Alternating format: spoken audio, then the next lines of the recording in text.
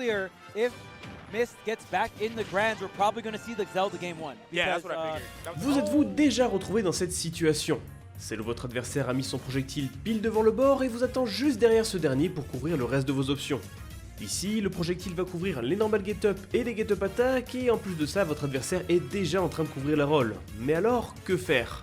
À ce moment-là, vous serez tenté de choisir entre sauter au-dessus de l'objet ou encore de release the ledge pour l'attraper. Les deux sont des options intéressantes, mais vous manquez de temps. Dans ce cas, que choisir? Et si je vous disais que vous pouvez choisir de faire les deux? En effet, si vous sautez du bord en mettant votre stick vers le haut, vous pouvez appuyer sur votre bouton de shield de votre manette et ça récupérera l'objet au passage.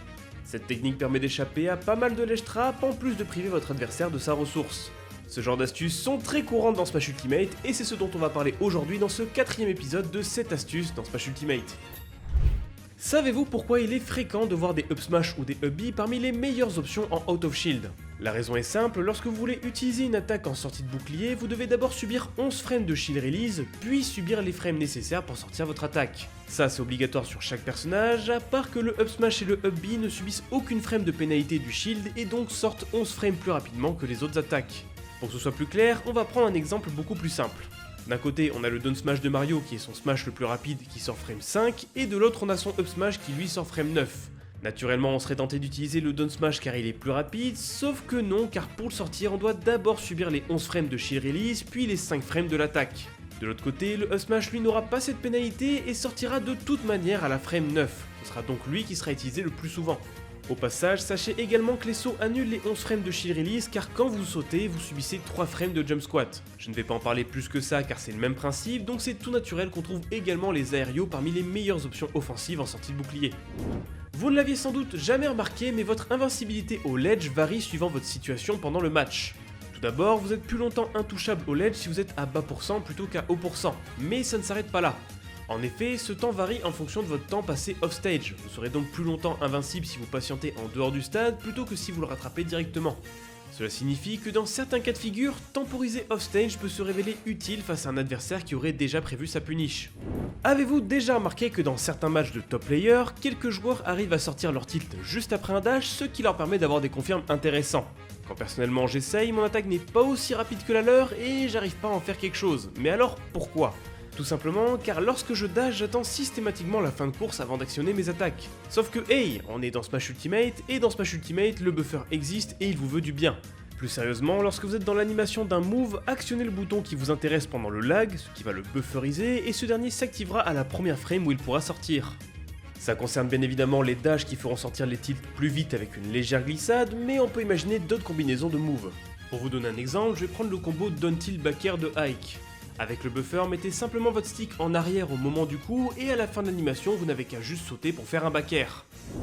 La plupart des attaques qui nécessitent de se charger comme la Shadow Ball ou le Decay Punch peuvent se cancel sans avoir bougé de sa position. En effet, si vous appuyez très brièvement sur votre bouton de shield après avoir déclenché le chargement, votre personnage va simplement arrêter de charger son attaque et reprendre sa position initiale. L'intérêt principal ici, c'est d'être beaucoup plus ambigu sur vos prochaines actions, en plus de vous permettre de charger une attaque sans avoir à la cancel avec un jump, une roll ou un shield. A la place, vous pourrez tranquillement feinter votre adversaire et le punir si jamais ce dernier a mordu à l'hameçon. Vous le saviez sûrement, mais le killscreen qui apparaît à la fin d'une partie est en réalité un indicateur qui affiche quand l'attaque est censée vous tuer. Le jeu effectue un calcul en prenant en compte votre position, les pourcents et l'attaque et définit si oui ou non le move va être fatal ou pas. Toutefois, lors de son calcul, le jeu ne prend pas en compte la DI que vous effectuerez et donc vous avez une possibilité de survivre. En effet, il n'est pas rare de voir plusieurs killscreens à la fin d'une partie, ce qui veut dire que le joueur a bien DI. A contrario, si vous ne voyez aucun killscreen mais que ça vous tue quand même, ça veut dire que vous avez fait la mauvaise DI. Ce genre de mauvais calcul se voit également lorsque vous heurtez une paroi trop violemment et que les effets sont en rouge. Normalement ici vous n'êtes pas en capacité de tech, mais si vous avez réduit votre vitesse d'éjection avec la LSI, il y a moyen de survivre.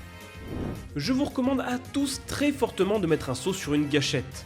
Pourquoi? Déjà car c'est plus simple pour appuyer sur deux boutons de saut et donc de faire un short hop, mais aussi et surtout car avec cette configuration, il sera beaucoup plus facile de faire des rares. Par exemple, admettons que je joue Donkey Kong et que je veux faire un mur de back air. Si je veux réussir mon opération sans avoir changé mes touches, il faut soit que je joue en clos, soit que je fasse le back air avec le A et le stick, ce qui va limiter mon drift. A côté de ça, avec la gâchette mise sur le saut, j'ai juste appuyé sur cette dernière et mon stick C pour pouvoir gérer mon drift comme je le souhaite avec mon stick gauche.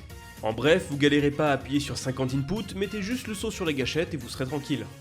N'hésitez pas à me proposer d'autres idées de top en commentaire, je sais que c'est un format qui plaît énormément, alors ça pourrait être sympa de l'étendre à d'autres catégories. Si cette petite vidéo vous a plu, pensez à vous abonner à cette chaîne YouTube ainsi qu'à mon Twitter, comme ça vous ne louperez rien des prochains épisodes. Quant à moi, je pense que j'ai tout dit, je vous dis donc à la semaine prochaine pour une nouvelle vidéo. Salut!